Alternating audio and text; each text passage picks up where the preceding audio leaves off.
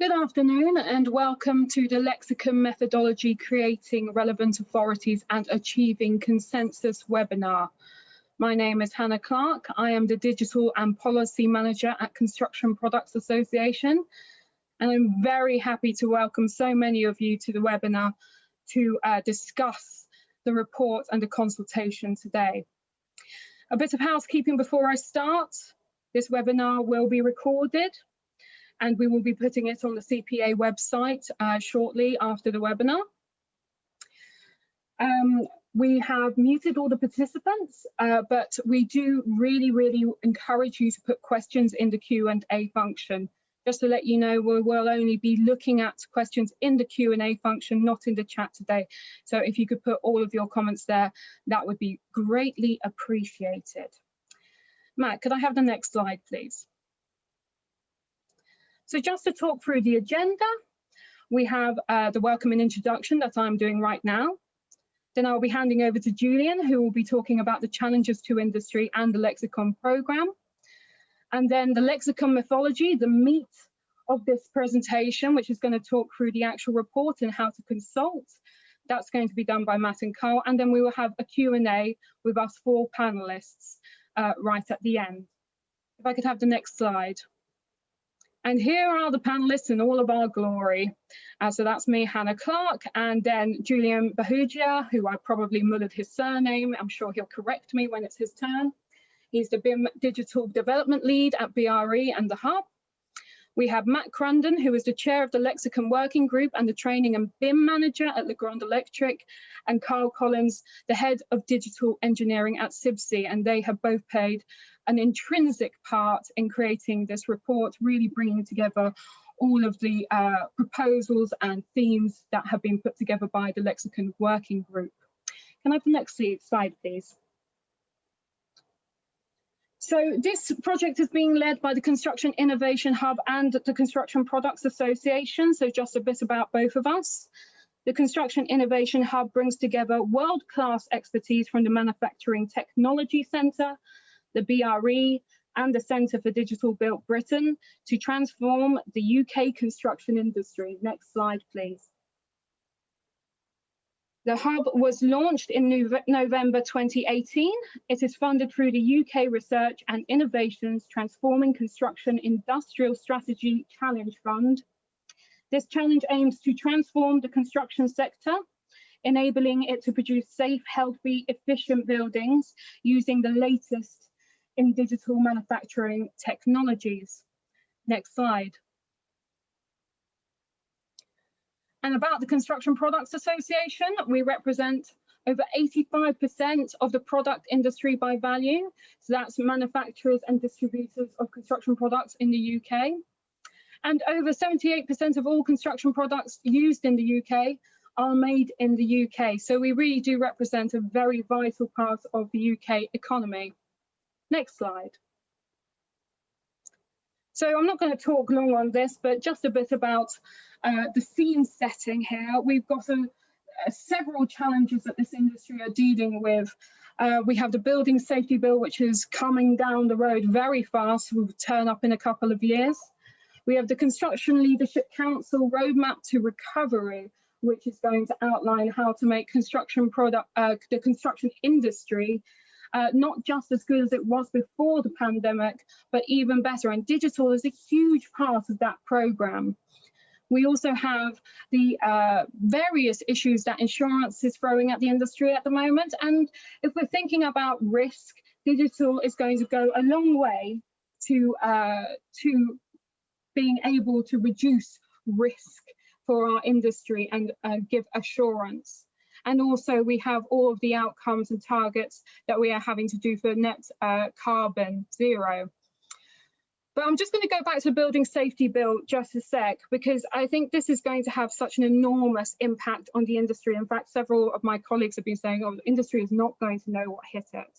And if you look through this bill, the word information is posed 258 times.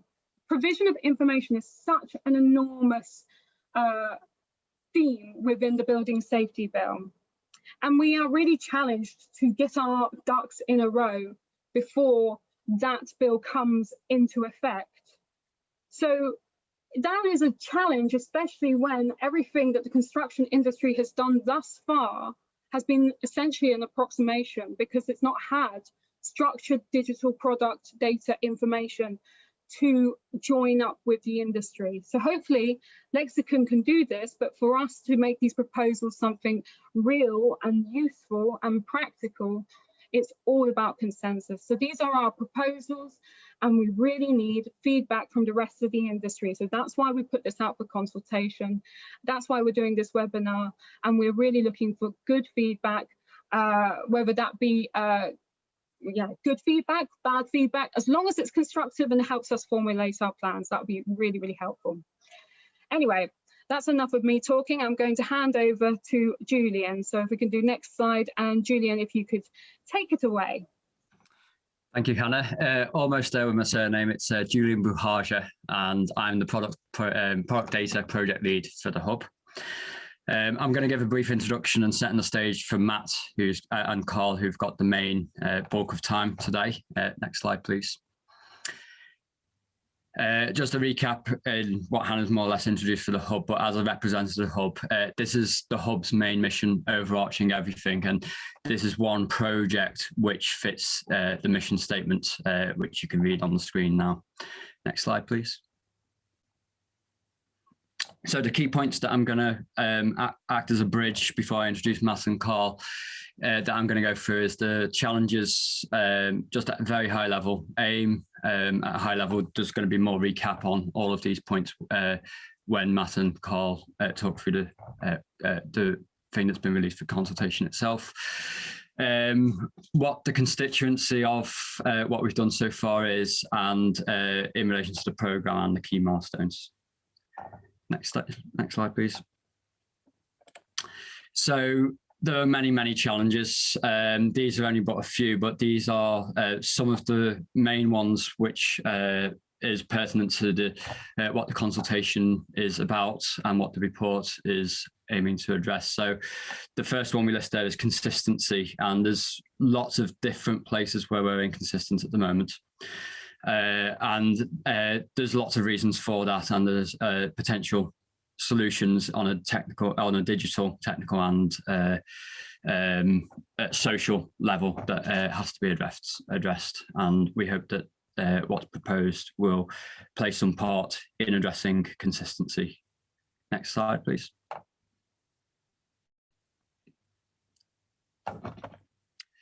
Okay, so the aim of LEXiCON is about creating a consensus process. We've got data dictionaries and interconnected data dictionaries. So enabling discovery between dictionaries is a key thing for any interconnected data dictionary and the network of such things. LEXiCON's about trying to bring alignment in areas where there isn't currently alignment. So that could be with standards as well as process. But that's quite a vague description. But the main thing actually for which I think we'll get into more detail later on in this presentation about facilitating a neutral arbitration. And yeah, I'll let Matt and Carl explain more about what specific things are mentioned and how we see that addressing these aims. Next slide, please. So for the makeup of what we've done so far, there's the hub parties on the left, and there's a lot of stakeholders that have an interest in product data. The hub is made up of CIBSE, MTC and BRE, which you can see there. But alongside all of this landscape, the CPA, BSI have released, say, PAS 14191 in 2020. And also as part of the production of what's now up for consultation, BRE and CPA have worked together over the last couple of years, picking up and gathering together what made this consultation possible. In the, I'll be talking about this on the next slide a little bit more, but we have the intention of putting certain things out as early adopters to and that could create many forms. The point of today isn't to talk specifically about what's going to happen in early adopters, but I'm sure most of you will be interested. But there is mention of that even at the end of the report about next steps, so it'd be right to mention it now. Next slide, please. So 2019, the back end of 2018 really, the Construction Innovation Hub launched, which was the overarching initiative. Very early on, we reached out and did a very early kickstart presentation in 2019, and that culminated in 2020 when CPA and the hub done an initial launch. We were hit by COVID, but during that time we'd seen the ISO 2338687 release as well as the PAS, and now in 2021, today we're talking about the consultation document that's been put out, and that's in a nutshell the context for this project to date, and there's plenty of references on the Construction Innovation Hub website as well as other places if you want to see more of what's already happened. Next slide, please. So just squashing that all down and looking at a future roadmap and program.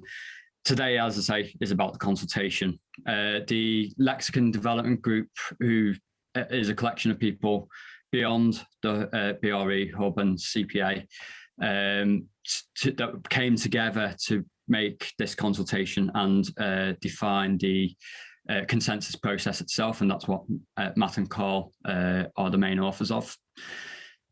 Alongside the process, there is the technology as well. There is a technology development, and in principle, it's adopting an agile process in how that goes about. They go hand in hand, but they're not. They are separable, and it's important to point out at the moment that the consultation document is dealing with whatever process is needed to be to address some of the aims that I mentioned earlier. Early adopters is on the horizon, and more will be said about that once the consultation is closed, and we're in a position to actually say what the early adopters are aiming to address, and the outputs of that will take the form of demonstrators, and there's a lot that does need demonstrating, and not just samples of how the process works, but also how technologies interconnect using the standards as well. And a lot of work has already been done by many others in a lot of areas, but it's about bringing some of that together as well. So that's pretty much my piece. As I said, it's only going to be a brief introduction to bridge over to Matt and Carl. So focusing on LEXiCON methodology. So thanks very much for listening, and over to you, Matt. Julian, terrific. Thank you to you and Hannah for the introduction there. So I'm just going to make a small adjustment to my screen here. I have to confess, this is the first time I've ever presented on Zoom, so I'm not quite sure what I'm letting myself in for here.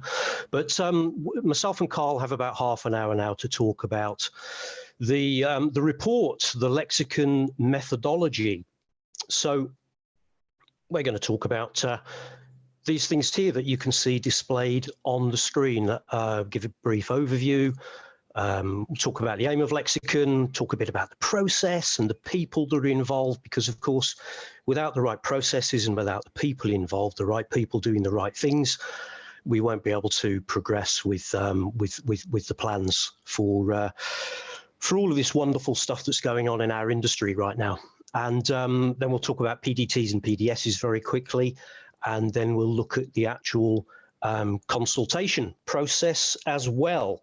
So I'll just myself in case you don't. So if you do know who I am, just ignore all that stuff. If you don't know who I am, there's just some bullet points on the screen there. I work for Legrand Electric Limited. I'm the training and BIM manager for them. We're a product manufacturing company. So very well versed, if you like, in the issues surrounding product data, but probably more importantly, unfortunately, unstructured product data, because it causes all sorts of headaches and problems and so on. So I was lucky enough to be the chair of the LEXiCON working group, and do various bits and bobs, as you can see, for industry. So Carl and I were the technical authors for this particular report. So I'm just going to ask Carl if he would introduce himself to you as well, and then we'll just carry on getting into the bones of the stuff that we want to talk to you about today. Hi, thanks very much, Matt, and good afternoon, everybody. Yeah, my name's Carl Collins. I'm the head of digital engineering at CIBSE. By training, I'm a mechanical consulting engineer. A lot of the stuff I also do is actually the same as what Matt does, so I didn't want to repeat all the things that he put on his slide. I'm involved in an awful lot of the BIM and digital processes. I was also the technical author of PAS 14191 and was involved in writing and critique of all of the standards that surround BIM, something like that. So we've been very busy in this space for a long time, both Matt and I, and hopefully we've brought together some of the learnings we've gotten from a lot of the people, a lot of the really smart people that we've worked with along the way. And I'll hand back to you, Matt. Thank you, Carl. Okay, so we're going to spend just a minute or two just with an overview of the report. But before we dive right into that, I'd really just like to thank the members of the working group for their efforts in helping to get this report to the publication stage. As I wrote in the executive summary of the report, notwithstanding the COVID-19 pandemic and the effects of what was a large-scale furlough scenario throughout the construction industry that touched many, many of us during a considerable amount of last year and into this year as well, the working group made absolutely sterling efforts, I have to say, to maintain a quite intense 3-weekly workshop schedule, which was all done virtually in this new way of working that we have right now via Microsoft Teams. So I'm very, very grateful to them for their hard work. And I think it's right that we say that right at the beginning of the report here. Something else I'd like to say as well in terms of the some of the words that have been written into the report. So Dr. Ann Kemp was very, very kind to write the foreword for us, and I make no apologies for quoting a line or two from the foreword. People who've downloaded the report already will have read this, and they might be familiar with some of the words here as well. But just in case you haven't, humour me for a moment, if you would, because I think it's quite important that we say this. And Anne writes, without a consistent and agreed approach to sharing digital information about products and components used in the construction sector, we will struggle to meet the challenge of maintaining a golden thread of asset information. Data must be structured and shared consistently to ensure information about our buildings and infrastructure is machine readable, accessible, auditable, and traceable. So thank you to Anne for writing those words, which I think probably everybody who's worked on this program and has probably joined this webinar today would 100% agree with. And of course, it's integral to the success of the LEXiCON project that industry engages, and we have this consultation. So we're really, really, first of all, looking forward to seeing all the comments and so on that come through. But also we have to urge you right now to take up the option to put those comments in, whether they're good or bad. All comments will be considered and will be very, very gratefully received. So I've probably talked enough about that bit right now. So we'll move on. Okay, this is the construction or the running order, if you prefer, of the report. So while we were working on it over the sort of 18-month period to date so far, we made every possible effort as a working group to question ourselves at all stages through the processes and so on that we've gone through, to compile our thoughts into a logical order that hopefully you can see displayed on the screen here in terms of the sections of the report.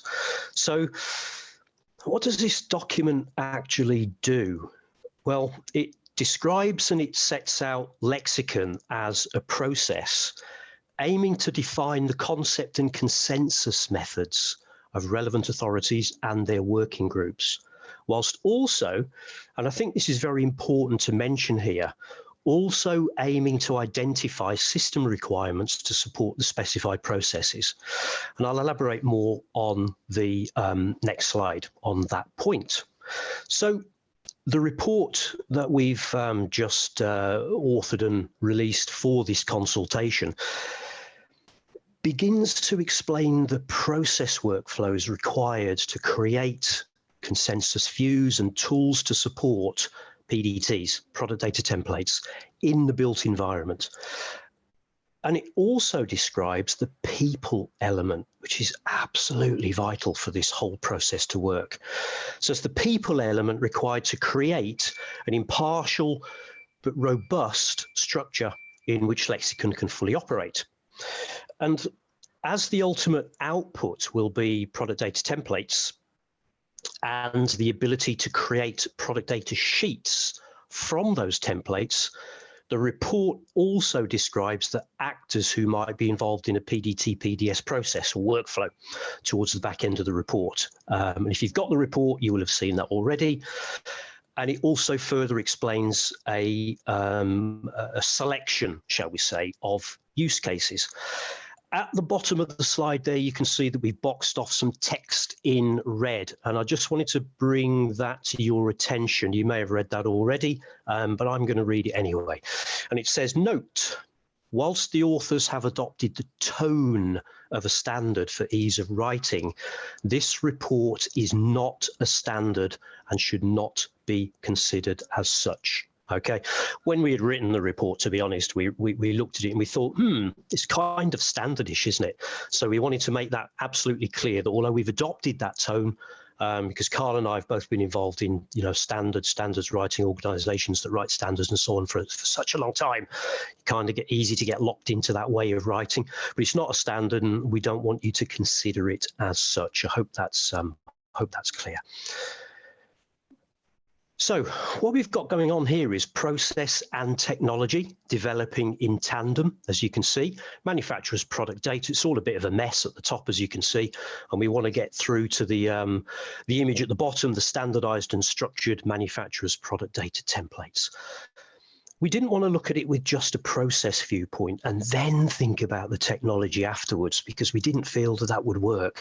So we've been looking, as detailed in section 6 of the report that I know you've all got in front of you right now. The development of the LEXiCON program is running in tandem, as I've said, with the creation of a consensus process as described in the report, and there's further workshops planned to develop the platform further, incorporating what we're calling user stories that have been identified in previous workshops that the working group have undertaken, using some really clever agile techniques and methods that Julian and his fantastic team introduced us to. So, having overviewed on a couple of slides the kind of outline and the approach of the report, going to hand over to Carl to take us through the next section and look at the aim of LEXiCON. Okay, thanks very much, Matt. I'll go to the next slide, please. Okay, so what we're going to do is break this down in two. So the overall aim of LEXiCON is, as is written here, to provide a data dictionary of terms used to describe construction products. Now, one may think that that is quite a simple thing to do, but the diversity of language that we use to describe similar things is quite mind-boggling. It's also to provide a platform repository for PDTs. So you've got one place to go to where you can get all the PDTs that you would need or request a new one. To provide a communication channel between manufacturers, designers, constructors, and maintainers. And this is really, really important to even out the language that we use and to make it a little bit more standardized. And also, we're looking to ease the transfer of construction product information and to make the construction industry more efficient. And now I'm going to dive a little bit deeper into those overall topics. If I could have the next slide, please. Okay, so The data dictionary, consistent properties to describe aspects of construction products. Again, this is something that is so fundamental to what we do. When we think of what a building or a piece of infrastructure is, it's an assembly of products.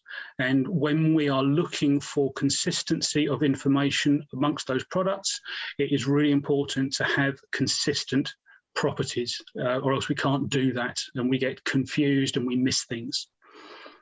To facilitate machine reading and understanding of those terms. Now, while we're creating a dictionary that is human readable, we're also creating a dictionary that is machine readable. So associated with each of the words in plain language that describe properties, there's also a globally unique identifier, which is a long string of hexadecimal stuff that means nothing to human beings, but means everything to machines. So it knows that this thing over here is the same as this thing over here, or is different to that thing over there. We're grouping properties and functional sets. So if you have got information about a manufacturer, that will go into a manufacturer group of properties. So we want to know the name, their web address, what's the generic email address. All of those properties are associated with the manufacturer. So we have that property set. And also we need to allow properties to be added, altered and removed as required. The construction industry, we hope, is a movable feast. We are constantly making new technologies, retiring old technologies, and we're using, I don't know, it's just kind of like the Japanese Kaizen process of continual improvement. So we will start with as good a product as we can get, and then we gradually improve that over time, which means the way we describe something needs to be altered over time as well. And that is part of what the LEXiCON process and data dictionary will do. If I could have the next slide, please. Product data templates facilitate the description of similar products in the same manner. Now, I work in mechanical engineering. Quite commonly, we would have a plant room with lots and lots of pumps in it, and all of those pumps can come from different manufacturers. If I want to make a schedule of those pumps, they need to have the same properties associated with them. If we use the LEXiCON PDTs, we can do that. We need to create new descriptions of products. So new products are coming on the market all the time. I'm sure everyone's seen Dragon's Den. About once every episode, they'll have something new for construction. So I always look at that and think, I wonder if that's going to be a PDT in a year's time. We also need to alter the description of products as technology changes. It wasn't that long ago that light fittings, luminaires, for example, were lit by incandescent bulbs, and then it was fluorescent bulbs, and now it's all LED. So we need to understand what the changes are that we're going to make as the technology on each of these product types changes. And to facilitate that consensus view on how to describe products. Again, this is a word that we're going to use again and again and again, is consensus. We are not here to dictate anything. We're here to listen. We're here to understand what the majority view is, and then give that majority view back to the industry. And understand what information is required from manufacturers by designers, constructors and maintainers. And for my mind, the two most important words in that little paragraph are from and by. What manufacturers have to provide is only the information that is required by the people doing the designing, the building and the maintaining of a product. They can put lots more information because they hold lots more information. But if it doesn't add value to the information exchange, then let's save someone a little bit of a job and say, actually, we don't need that. It's fine. You only need to fill in these bits. And if we have a consistent approach to that, then hopefully that will mean that the workload on manufacturers is reduced by not having to fill out constant and differentiating information requirements, and the consumers of the information will get it in a predictable and understandable form, not just by people, but by their machines and design and construction platforms as well. If I could have the next slide, please. And a communication channel. This is something that the construction industry is really bad at, is actually talking to each other. And one of the great things I think that LEXiCON does is it brings together the voices, ideas and opinions of the providers and the recipients of construction products information. This is actually reflecting that last point that I was talking about. So it allows trade associations and others, because there's not always going to be a trade association associated with a product type, to focus on their areas of expertise and share concepts and ideas with others where there is overlap. Now, there are a lot of trade associations out there, over 200, I think, and there will be small areas of overlap between them. And if we can get the agreement between those trade associations, then everyone wins. And the LEXiCON project is there to provide that interface where people can talk. And talking of talking, it lets the construction industry talk the same language. I've worked on buildings most of my working life. My son works on site right now, and we had an interesting conversation the other day when we were arguing what's the difference between a scissor lift and a mobile electric work platform. Turns out there isn't one, it's all the same thing. But a lot of people describe this same thing in a multitude of different ways. So again, we're here to not necessarily tell people to not use words, but say, actually, that word is a synonym of this word. If I could have the next slide, please. Construction products information. This is really important, that we describe similar things in similar ways. There was a slide, I think it was Matt actually created the slide that showed how different descriptions are describing the same type of thing. I think it might be in the slide deck later. And it really makes you sit back and think, wow, how have we ever got this far doing that? But conversely to that, it's also to describe similar aspects of different product types in the same way. So, for example, when we're talking about height, width, and length of something, they're all in the same direction. When we're talking about the manufacturer data, it's always that same property set. So all the things that are similar will also be described in the same way. And this actually adds an awful lot to the construction, the procurement, to the handover of golden thread information, to facility management, even to demolition and the life cycle of used products. It facilitates the smooth transfer of information throughout the building life cycle. So if we understand what the information is going to look like before we receive it, we can be ready to receive it when that time comes. Let the recipient of product information do what they do best and not have to wrangle data into a usable form. Now, as I've been a BIM manager at Arup for like 12 years, and trying to wrangle information from disparate sources into a single and usable form was taking between 25 and 30% of my working day. If that goes away, I can do more interesting stuff. I can be more productive. And this will be true throughout the construction industry. We hope that that is what this is all a part of. So can I have the next slide, please? And more efficient. Again, this is reflecting on what I was just talking about. Manufacturers spend less time formatting data for each product inquiry. Traditionally, manufacturers have provided information on a per inquiry basis. So someone might phone up or send an email or send an equipment data request. And that has to be filled in once for each inquiry. And that is an enormous waste of time. And wasting time adds cost to the products that they have to sell and that constructors have to buy. So if we can make the manufacturer's life more efficient, we can actually reduce the overall cost of the products and save people an awful lot of time. Designers consume data directly into software for modeling or calculation or whatever you choose to use it for. Again, it's that predictability of how the information is going to come in. It will come in a structured digital form that you can consume straight into your software platforms. And you can write some API functionality to automate that as well. Constructors could, as an example, form bills of material far more easily because all of those properties, all those similar properties from disparate products will be in the same form, the same format, have that same globally unique identifier. And maintainers will have data directly to hand and in a consistent form. So you won't have to be flicking through pages and pages of documents in loose leaf folders or a folder full of PDFs that are describing products, trying to find a bit of information you want. It'll be there in a predictable form and you'll be able to make an inquiry of a database and have that information immediately there. If I could have the next slide, please, Matt. Okay, the process. Me again, sorry, you're going to have me droning on for a little bit longer. If I could have the next slide.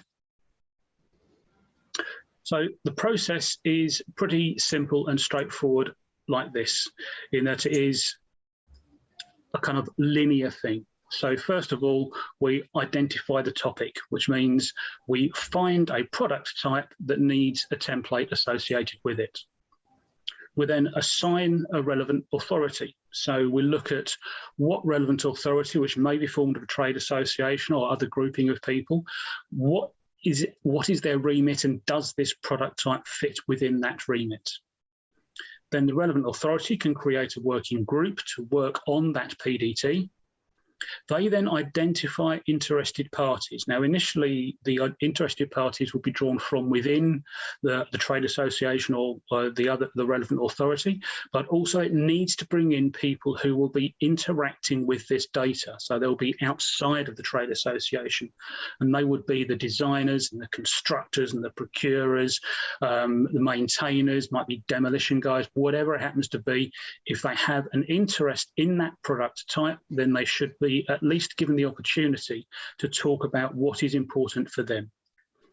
Then you can create the PDT, and this will be a draft, and it goes to consultation. Much like this report, we created it, then it goes to consultation. So we listen to people who are from outside of that working group and let everyone have a say on what is going to happen. We then publish so people can use it. Then after a certain length of time, we review it just to make sure that it is still current, that it is still fit for purpose. If I could have the next slide, please.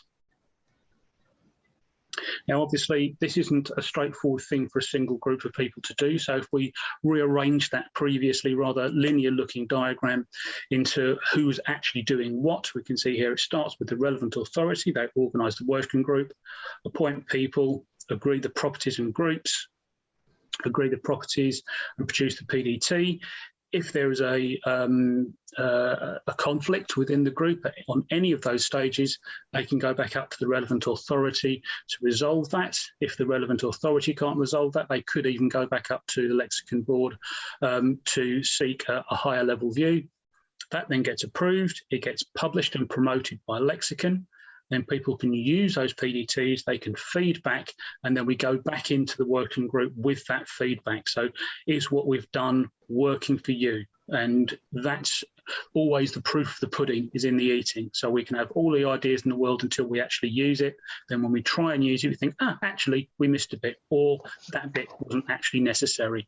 So all of that information can then be fed back in. And when we get to the review stage, we can consume all of those comments and make some sort of amendment, if required, to that PDT. I'll go to the next slide, please. And I think it's back to you now, Matt. It is indeed.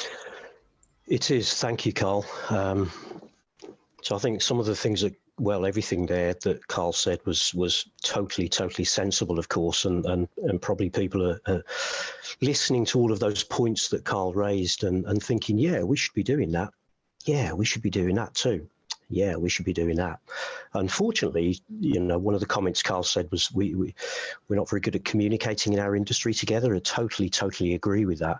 And this is all around building consensus, and it's done through, you know, it's done through people and through collaboration. And I know some people don't like the word collaboration, but if you consider that the definition of collaboration is effectively two or more people working together towards shared goals. That is all it is. So I use the word collaboration. And, you know, this is where the people element of this process comes into play. So the people element is set out in the report in sections 7, 8, and 9. It's broken down into 3 areas there, 7, 8, and 9. For these parts, again, we've tried from the beginning to construct these sections from a user point of view, i.e., if we were a relevant authority, if we were a working group, what would we do? What would we do? And how would we do it, which is possibly more important. So this is just a general overview of what we've called the lexicon people, if you like, section 7 in the report.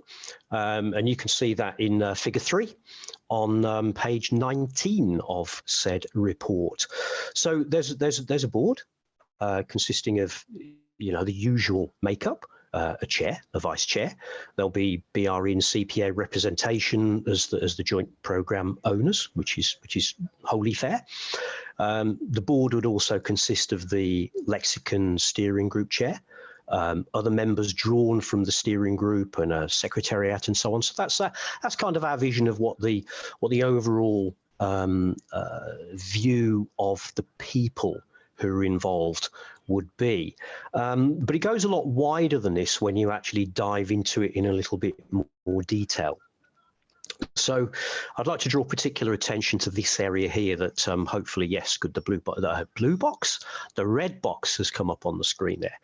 So as the title of the report suggests, relevant authorities is a key area. So with this whole process, the procedural content of LEXiCON will be delivered by this group, the relevant authorities, or if we abbreviate it, RAs. Okay, so in simple terms, and this is the simple definition that we came up with as the working group. In simple terms, an RA can be defined as a recognised body with a requisite expertise concerning products included in its area of jurisdiction. So for me, just for an example, my organisation, Legrand Electric, we are represented by BIMA, Trade Association for the Electrotechnical Sector. So BIMA would have expertise concerning products included within its area of jurisdiction. So that's a kind of scenario where you could find that could be a good example of what might become a relevant authority or an RA. And as Carl alluded to already, an RA should be formed from an existing group or organisation that has both a recognised and legitimate interest in a particular area of construction products, ideally utilising trade associations and it should be or technical committees if trade associations don't exist for a particular area. And sometimes we might find that there isn't an individual or an organisation available to do that. So we could form a more kind of ad hoc RA, but remembering that an RA should be formed around objects or products from a common industry. So you can see from the diagram on the screen there that the RA consists of kind of two levels, if you like, a management level and a working group level. So again, putting some structure to it, the management of the RA would be a chair and a vice chair and a secretary, and crossing over between the two areas there, the management and the working group, would have the working group lead. So the working group lead would obviously be able to liaise between the management side and the working group side. It's the working group, we'll talk about those in a minute, but it's the working groups that would actually be responsible for creating the PDTs. So there's a whole bunch of kind of roles and responsibilities that would be applicable to a relevant authority and the space that they'd occupy. And as I mentioned before, we came at this from a user perspective, partly. And I do believe this is reflected in the outline that's set out in the report and just kind of highlighted here on the screen, covering roles and responsibilities. So we looked at what would an RA do? Surely it would organise groups of people into PDT working groups, and surely it would identify what PDTs are within the remit of the RA, and then they'd prioritise them. And surely they'd manage the processes or the consensus and develop operating procedures, and so on down the screen there. I won't read them all out for the purposes of time, otherwise we'll still be here tomorrow. But you can see there's a whole bunch of roles, responsibilities, a whole bunch of people involved, parties involved, RA management, the RA chair, the LEXiCON board, the working group chair. So we tried to build up a grid of responsibility, and we used a RACI matrix across the actors. So that is detailed in the report. It doesn't actually say that on the slide there because I just kind of ran out of space, to be honest. But you can find more information, of course, in section 8 of the report. And Following on from that, the kind of right-hand section of that was the working groups, or abbreviated to WGs.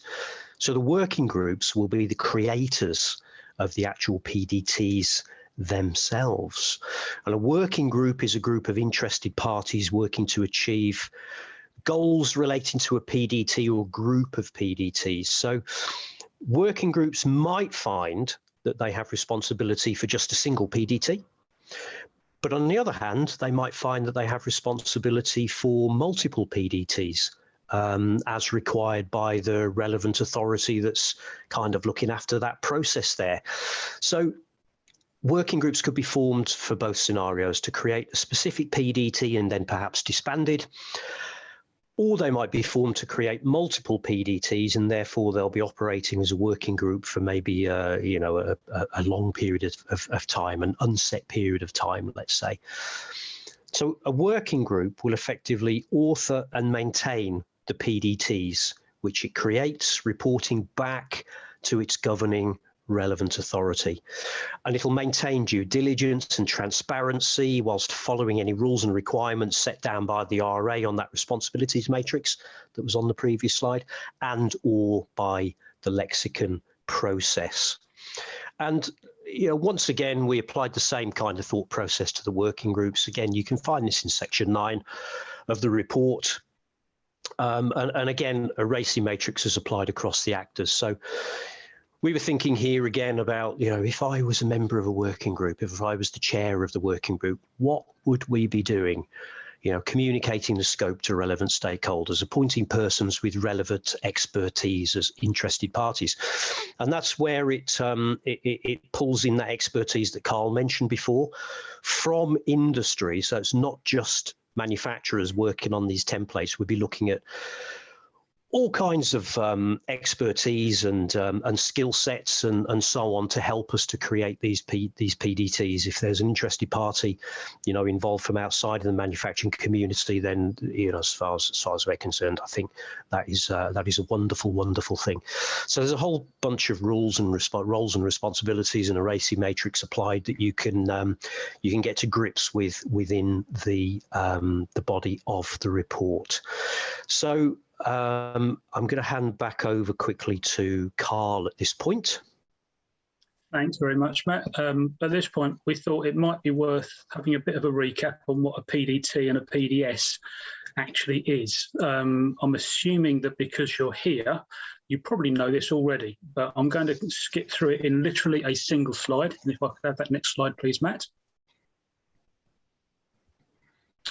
So a PDT is an agreed method for describing a type of product. And this is, again, echoing back to that consensus process by which different manufacturers are brought together through the neutral arbiter of a trade association or relevant authority, and they agree what properties associated with the product type are called, and also we get the pull side of it, what information is required. It's only the properties that exist, no values. So this is a template. It asks a bunch of questions that have yet been answered.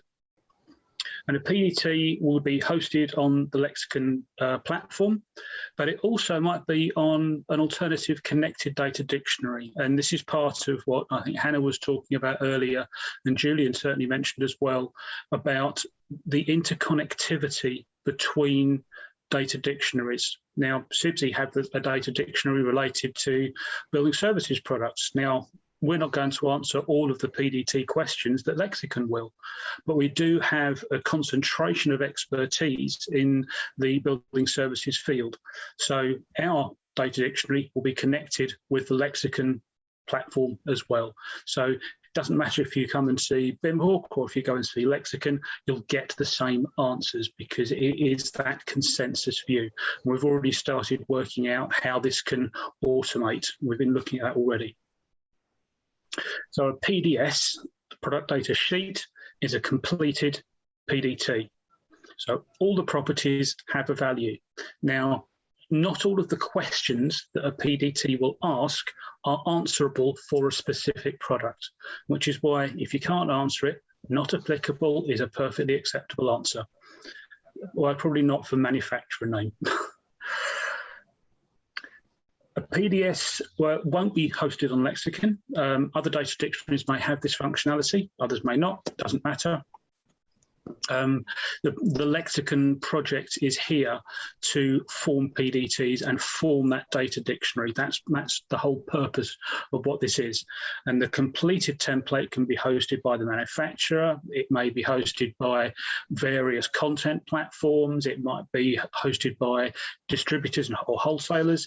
It doesn't matter. You can do what you like with your PDS. After all, it is your information if you are a manufacturer. And if I was going to find information from a manufacturer about their product, it would be the manufacturer that I ask first. That's the place you could go. So I think that's a very, very brief and simplistic overview of PDTs and PDSs. You probably already knew all of that, but we thought it was worth reiterating. And I think I'm handing back to you now, Matt. Yeah, thank you, Carl. So I'm just going to cover quickly the consultation. Just one or two slides on this before we finish for any Q&A that we might have. So, okay, here it is, the consultation.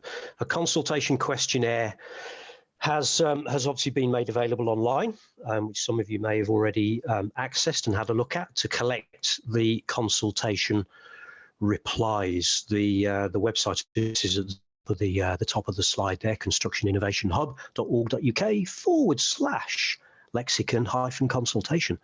And when you come to it, you'll get that displayed on the right-hand side with the overview and so on and so forth. And there are three areas that you can click on this page. You can click to access the report. So if you haven't done that already, please do so. You can also click to access the consultation questionnaire. If you're going to consult with us on this, please only use this format, okay? Excuse me. And you can also click to access a whole bunch of frequently asked questions as well. And again, there's a red box at the bottom around some text. The review period for responses will run for 6 weeks, and you can see that it finishes on Wednesday, the 18th of August of this year, 2021. So when you access the consultation questionnaire, you receive a document like that, which is a very clever document that the guys at BRE touch. So this is what you'll see as a commenting template. It's a whole bunch of information that we're looking to collect, you know, so that we can gain more understanding about views and responses and all of that lovely stuff. And a couple of things just to cover very, very quickly. Use the provided questionnaire, please, and return it to that email address, which is also available on the website. Second point is comments submitted by any other channels or by email without using the provided questionnaire will not be considered. So please just follow that consultation process and then everybody's happy. Thirdly, a submission will not be considered if it's submitted after the closing date, presented in any other form other than the means provided. It's not related to the contents of the report, or it's kind of rude. And the fourth point is please comment, please comment. I should have put that twice, so I've said it twice. Please comment 3 times, good or bad. So we want your positive feedback, we want your negative feedback if you have any, so that we can improve the processes and we can get this right for everybody to use within the industry. But we need to hear from you. We can't do this without hearing from you. So please, please, please take some time to read that report if you haven't done already, and to get on board and comment. And that brings us right to the very end, to the close. So I'll hand back over to Hannah or Matt, perhaps, and see if there's any Q&A coming. Yeah, maybe we could take down the presentation so we can see all your beautiful faces. I can try and do that, bearing in mind I've not used Team. Well, don't worry. This platform very often. Where you talk, I'll find it. Okay, absolutely. Well, thank you for that presentation, because that was a really good run through of the work that is in the report.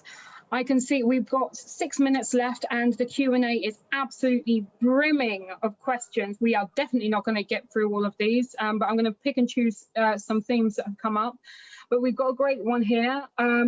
How do you determine who is the relevant authority for a family of products? And I think that's a really key question. I'm just going to come in with a bit of an answer myself.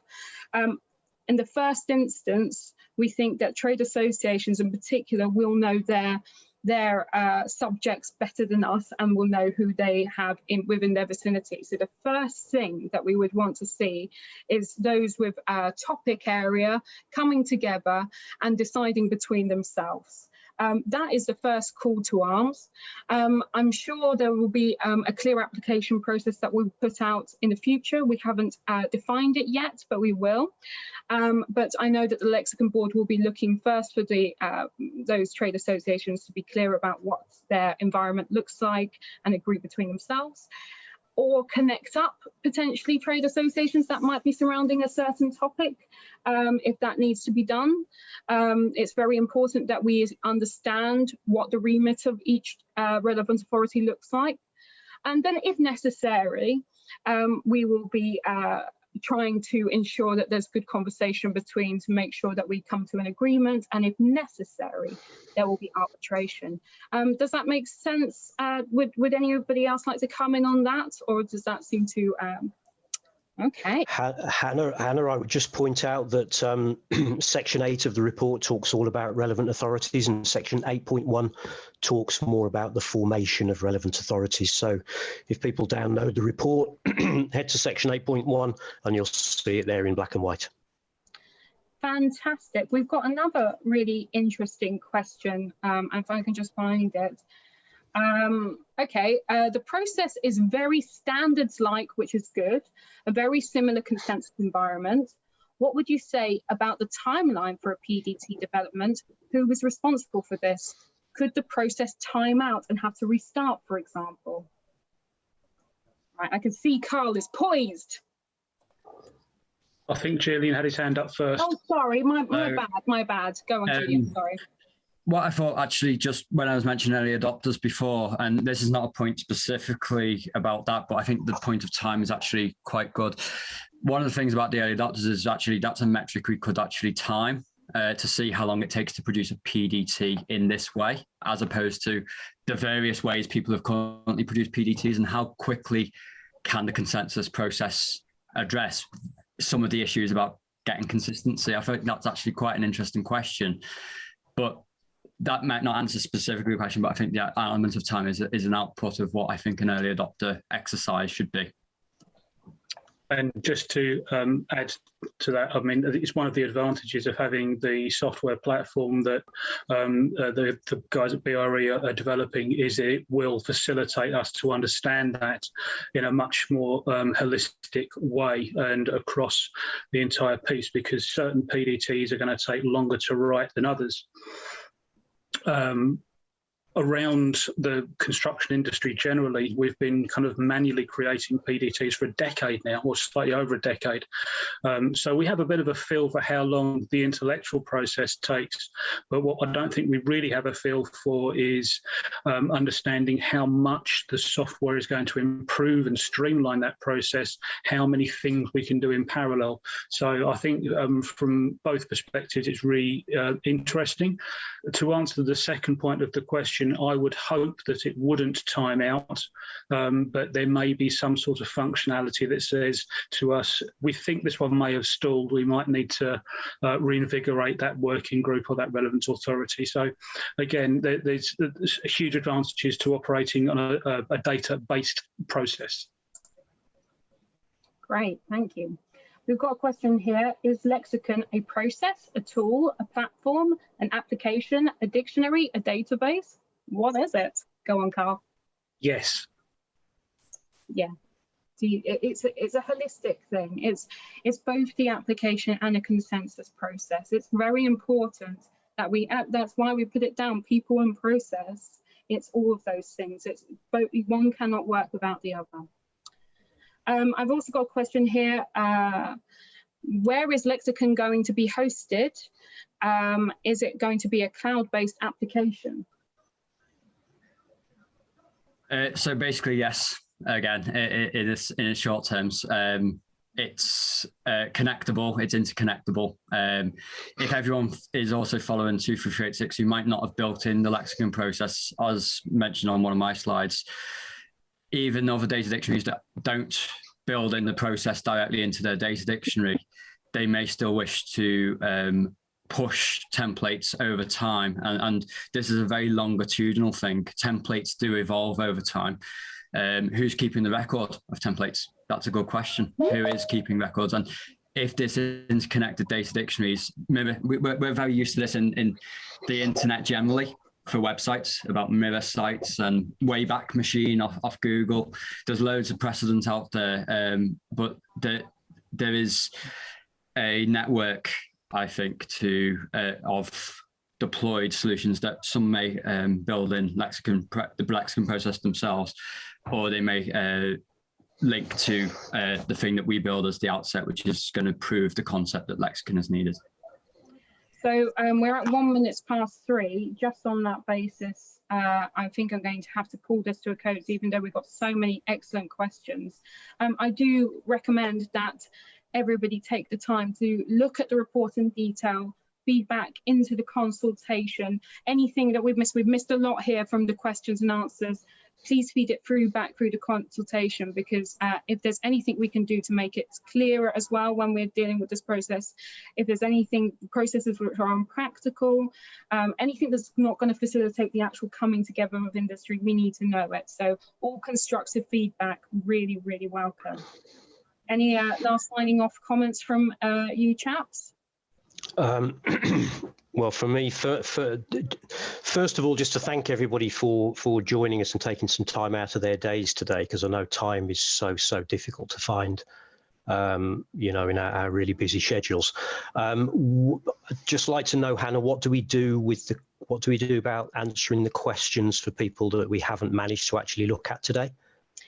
I think that we can have a look at these, collate them, and potentially consider putting out a further Q&A. I think that seems like the most reasonable, and that will be how to reach people best.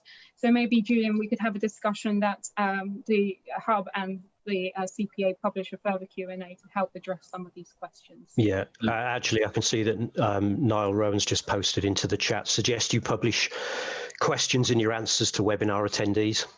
Fantastic. Wonderful. Thank you very much. Thank you for the suggestion. Everyone. Yeah. Good work, and speak to you all soon. All right. Bye.